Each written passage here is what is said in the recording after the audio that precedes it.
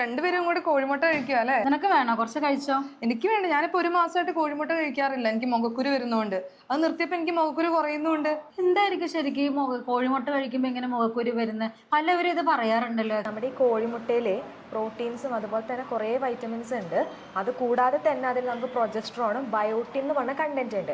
ഈ ബയോട്ടിൻ എന്ന് പറഞ്ഞ കണ്ടന്റ് നമ്മുടെ കെരാറ്റിന്റെ പ്രൊഡക്ഷനാണ് കൂട്ടുന്നത്. ഈ കണ്ടീഷനെയാണ് നമ്മൾ ഹൈപ്പർ കെരാറ്റോസിസ് എന്ന് പറയുന്നത്. ഇങ്ങനെ ഉണ്ടാവുന്ന കുരുക്കള് നമ്മുടെ ഈ സ്കിന്നിൽ ഭയങ്കര ബ്ലാക്ക് കളേഴ്സ് ഉണ്ടാക്കും. അതുപോലെ ഭയങ്കര മാംസക്കട്ട പോലെ ഇങ്ങനെ തടിച്ച് വലിയ കുരുക്കളായി കാണുന്നത്. ഓക്കെ അതാണ് എനിക്ക് അങ്ങനത്തെ ഉള്ള കുരുവായിരുന്നു. അതുപോലെ തന്നെ നമുക്ക് വേറൊരു തരത്തിലുള്ള കുരു ഉണ്ടാവുന്നുണ്ട്. അത് പ്രൊജസ്ട്രോൺ കാരണം ഉണ്ടാവുന്നതാണ്. സാധാരണയായിട്ട് നമ്മുടെ ശരീരത്തിൽ തന്നെ പ്രൊജസ്ട്രോൺ ഉണ്ടാവുന്നുണ്ട്. അപ്പൊ നമ്മൾ കോഴിമുട്ട കഴിക്കുമ്പോൾ എക്സ്ട്രാ പ്രൊജസ്ട്രോണിന്റെ പ്രൊഡക്ഷൻ നടക്കുകയാണ്. അപ്പൊ ഈ എക്സസ് ആയിട്ടുള്ള പ്രൊജസ്ട്രോൺ കാരണം നമ്മുടെ ഓയിൽ പ്രൊഡക്ഷൻ കൂടും സ്കിന്നില്.